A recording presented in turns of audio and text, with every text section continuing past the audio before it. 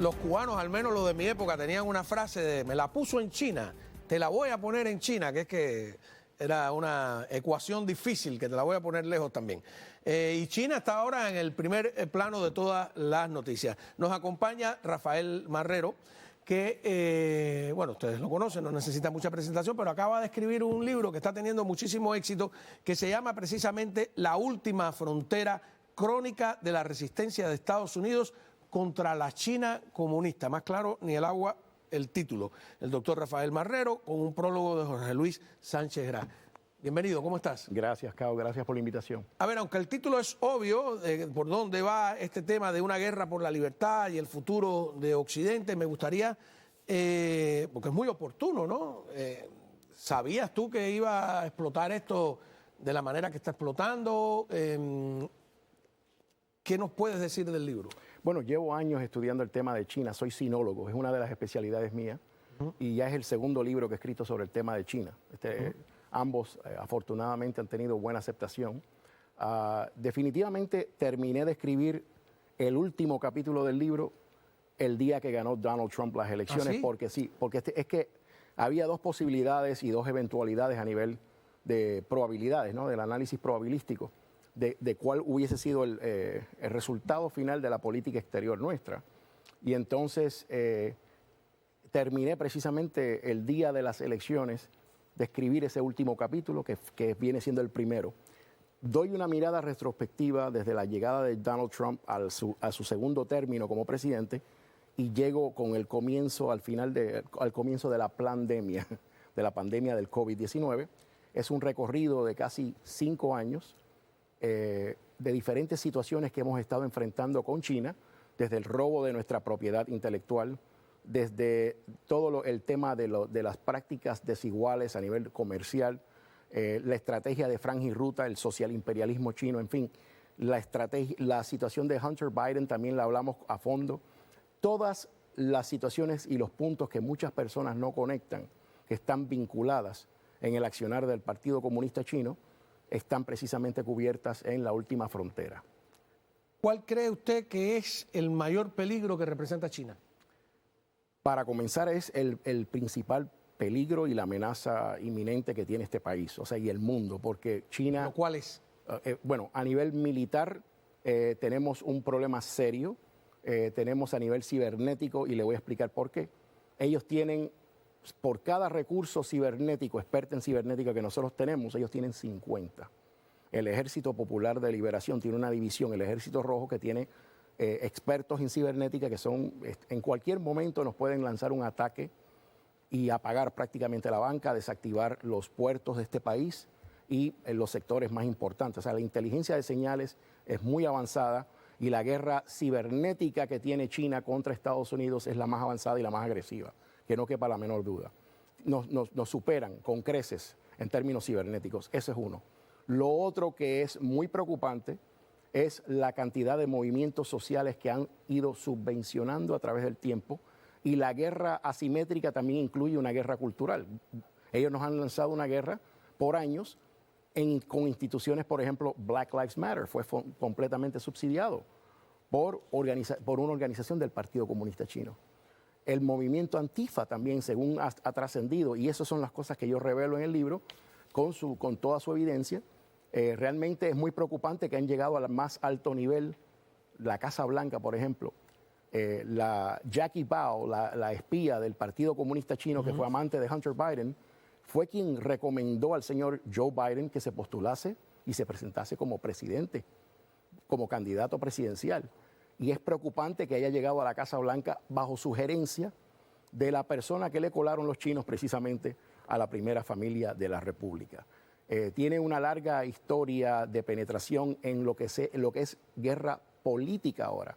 Muchas de las personas que vemos en puestos claves en el gobierno estadounidense han sido penetrados por la inteligencia china. Los gobernadores, representantes en la Cámara, incluso personas que han tenido que expulsar del Comité de Relaciones Exteriores y de Inteligencia por su relación y vínculo con espías del Partido Comunista Chino. El Partido Comunista Chino es la maquinaria de inteligencia más sofisticada del mundo comunista en estos momentos.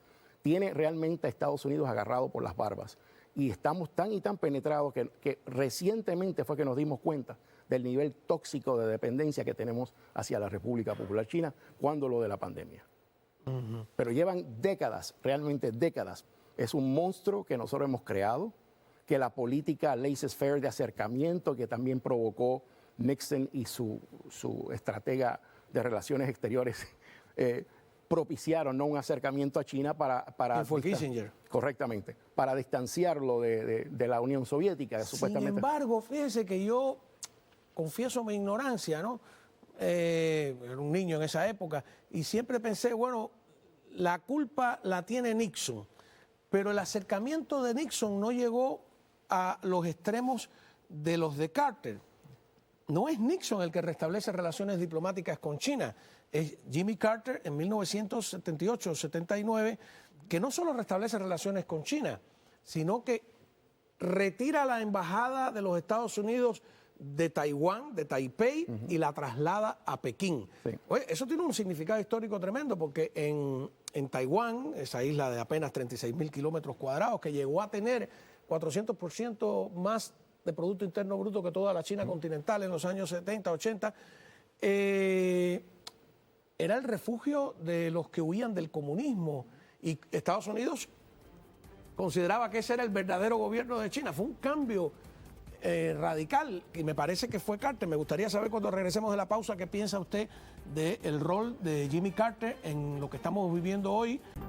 Bueno, muy bien, continuamos hablando con el doctor Rafael Marrero sobre su último libro, que es La Última Frontera, la crónica de la resistencia de los Estados Unidos contra la China comunista, ¿no? Una guerra por la libertad y el futuro de Occidente. Así que está en Amazon ya, ¿no? Efectivamente. El libro. Sí.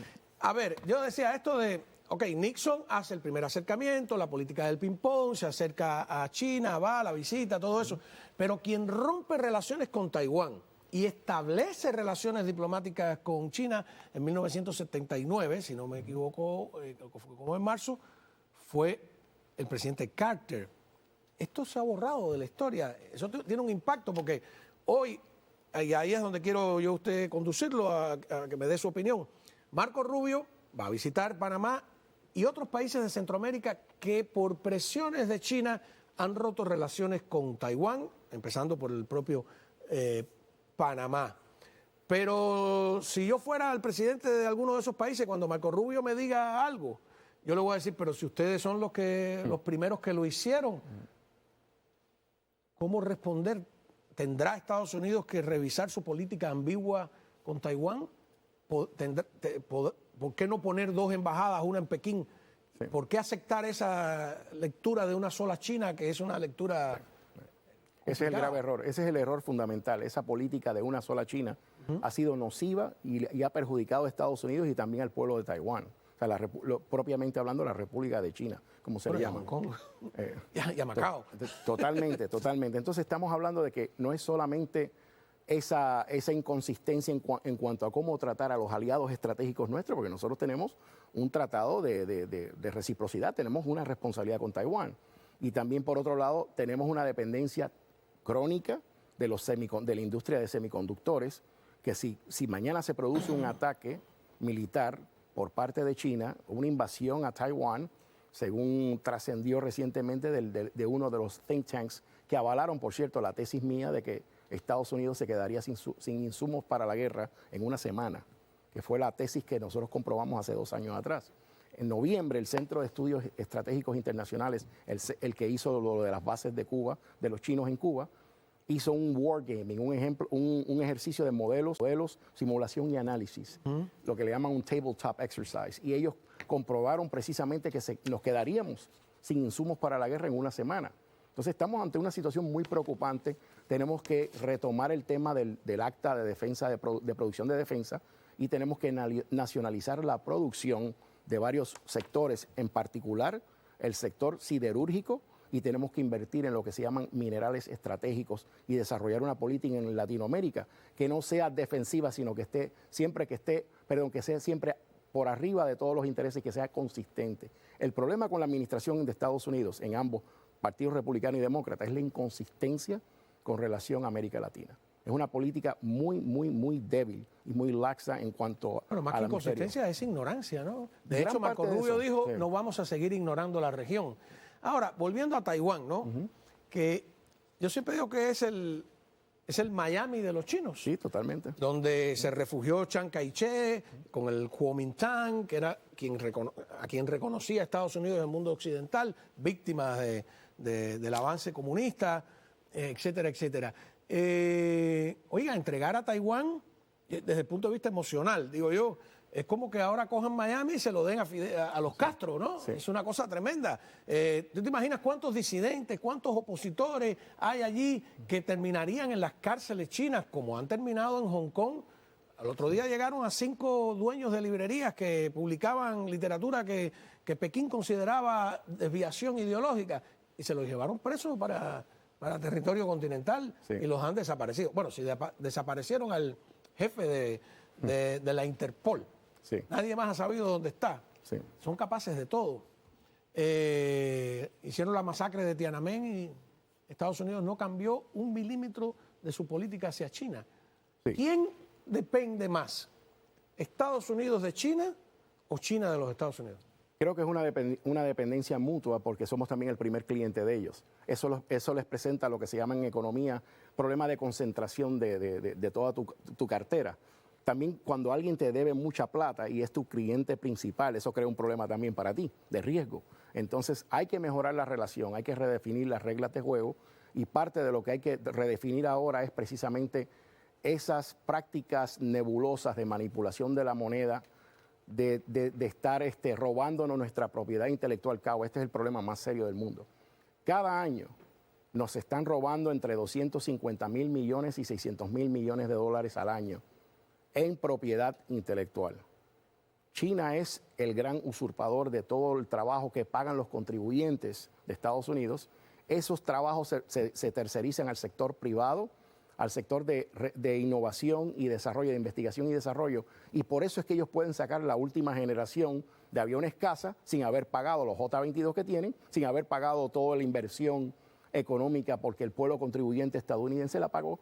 Ahora en la computación cuántica tenemos que tener mucho cuidado, porque si logran adelantarse a los Estados Unidos, estamos fritos. Realmente es muy serio lo de la inteligencia artificial y la computación cuántica, porque actualmente estamos ante una situación muy vulnerable. Ellos son dueños de la gran mayoría, casi el 70% del tráfico de cable submarino, de la data, está en manos de los chinos. Es preocupante esto. Y últimamente están saboteando en el mar también. meridional, que han Sí. cogido todas esas islas y las han agrandado, las han convertido en bases. Yo me voy a tomar el atrevimiento, porque usted es el experto y no yo, de decirle desde mi observatorio de no experto, cuál me parece que es el principal peligro en plano general. Y es el modelo híbrido. O sea, el mal ejemplo que representa China. Yo me he leído la Constitución y ellos dicen que tienen un socialismo con características chinas. Es el término que utilizan. Es decir, es un capitalismo monopolizado por el Estado, peor todavía, monopolizado por un partido, el Partido Comunista. Entonces, el resto de los autócratas del mundo o de los aspirantes autócratas van a decir, bueno, si se le permite eso a los chinos, si les ha salido bien además, ¿por qué no hacerlo nosotros? Que fue lo que pasó con el modelo nazi, con el modelo fascista de Mussolini, que mucha gente lo imitó, que incluso el gobierno británico estuvo a punto había una simpatía dentro de la monarquía británica de aquel momento bastante peligrosa, ¿no? Ese ejemplo me parece muy peligroso, el de este sistema híbrido que es mitad capitalista, mitad comunista, donde hay una economía aparentemente libre. Andrés Reinaldo dice una frase genial, dice, China es el país del mundo hoy en día con la mayor cantidad de millonarios. Sí. Ni uno solo es opositor. O sea, que ese cuento de que la economía y el negocio con China iba a moverlos hacia la democracia ha sido un cuento. Yo me entrevisté con el embajador de Gran Bretaña, en aquel momento era embajador de Gran Bretaña en La Habana y lo había sido de Vietnam. Vino aquí a vendernos el cuento de que había que hacer una apertura con Cuba. Entonces yo le pregunté, venga acá, en Vietnam, donde usted estuvo 4 años, ¿el comercio con Vietnam ha debilitado o fortalecido al Partido Comunista de Vietnam? Me dijo, bueno, lo ha fortalecido. Digo, bueno, ¿y por qué nos pide a nosotros que vengamos aquí a fortalecer el Partido Comunista de Cuba, no? Eso a mí me parece genérico, filosófico, pero es muy grave lo que está pasando, ¿no? Totalmente, totalmente. Y tenemos que, una de las reformas inmediatas que tenemos que implementar es revocarle la cláusula de nación preferencial, el trato preferencial que se le está dando, porque China no es un país en vías de desarrollo, número uno.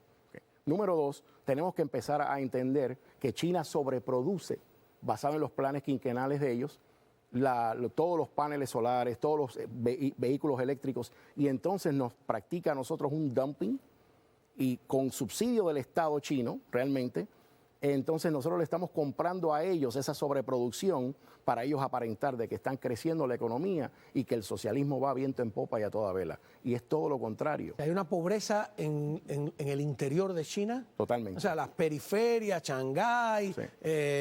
No, y además tenemos un problema, como ellos han presionado a Taiwán para que Taiwán, bueno, lo quieren desaparecer, para que nadie haga negocios con los productos taiwaneses. Entonces Taiwán ha empezado a ponerle a sus productos hechos en China. Entonces ya no sabemos aquí si el producto que tenemos es el de calidad hecho en Taiwán o el de mala calidad hecho en la China comunista. Es una confusión absoluta. Algunos productos todavía dicen Taiwán, pero no.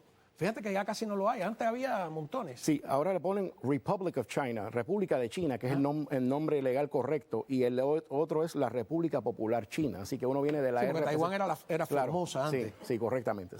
Sí. Bueno, pero ¿sabe por qué se llama República China? Porque el mundo occidental y Estados Unidos consideraron que esa era la verdadera República China.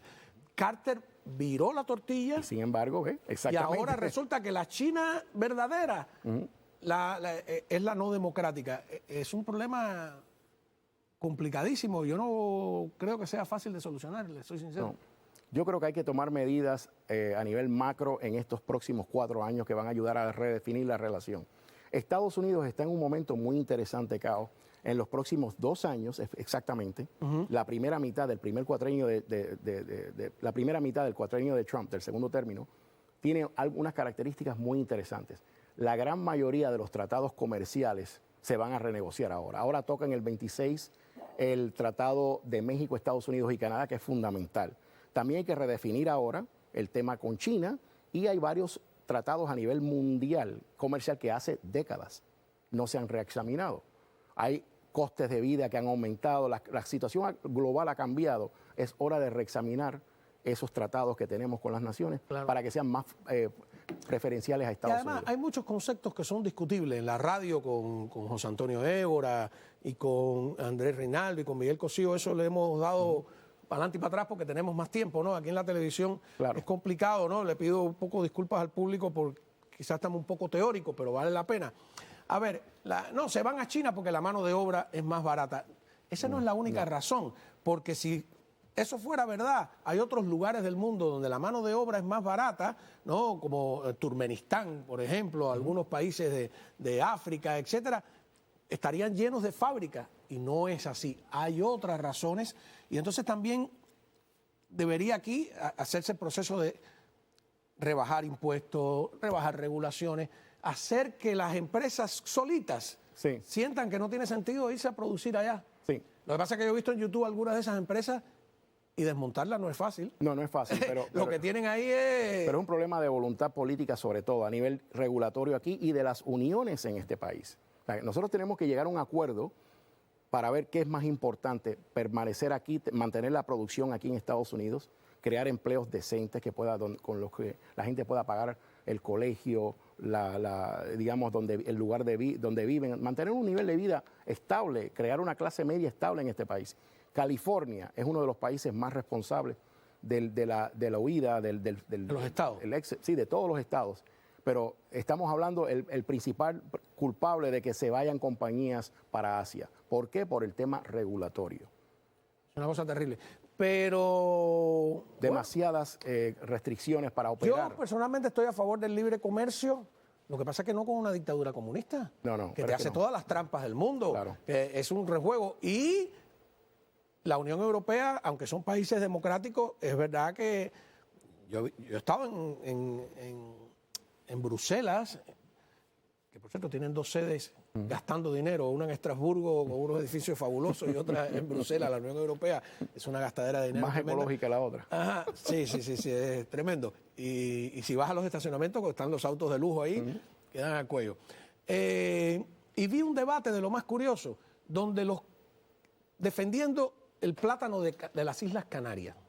Entonces, para defender el plátano de las Islas Canarias, que es chiquitico, que me disculpen los canarios, que los quiero muchísimo, es un plátano chiquitico, magro, al lado de los grandes bananos de Centroamérica, que son unas cosas hermosas, tremendas. Entonces le tenían prohibido a los europeos disfrutar de esos bananos maravillosos de Centroamérica para defender el plátano canario, cuando la economía en las Islas Canarias había cambiado radicalmente y casi ahora lo que viven es el turismo. Tienen como a 3 turistas por cabeza. Entonces, ese tipo de política también la aplican con los Estados Unidos. Totalmente. Es lo que decía ayer uno de nuestros invitados. Tú vas a Europa y para ver un automóvil norteamericano es muy difícil. ¿Tú crees que es porque a los europeos no les gustan los automóviles? Que sí, porque son grandes. No, es porque las restricciones son enormes, ¿no? Y los gravámenes también, porque a la inversa nos están perjudicando a nosotros. Gravámenes disfrazados muchas veces. Hay muchos impuestos disfrazados de regulaciones sanitarias, de regulaciones de empaquetado, que Estados Unidos también lo usa, por cierto. Y está el tema de la agricultura, que para ser sinceros, en todos los países, incluyendo este, es un mundo aparte de protección. Totalmente. ¿Sabes qué? Para terminar, que los libertarios costarricenses hicieron un análisis de un tratado de libre comercio que hicieron en la década del 90 Costa Rica y El Salvador. Y llegaron a la conclusión que después del tratado de libre comercio habían terminado restringiendo más el comercio de lo que estaba antes. Wow. Claro, porque te pones que la leche, que esto, que lo otro, y cuando vienes a ver, el mejor tratado de libre comercio es el que no hay que escribir. Y si no, pregúntale a los tigres de Asia, que no hicieron nada de eso. Exactamente. Les recomiendo el libro La Última Frontera, del doctor Rafael Marrero. Está en Amazon, Crónica de la Resistencia de Estados Unidos contra la China comunista. Es un tema de súper actualidad. Si no, pregúntenselo a Marco Rubio. Muchas gracias, doctor. A usted, maestro.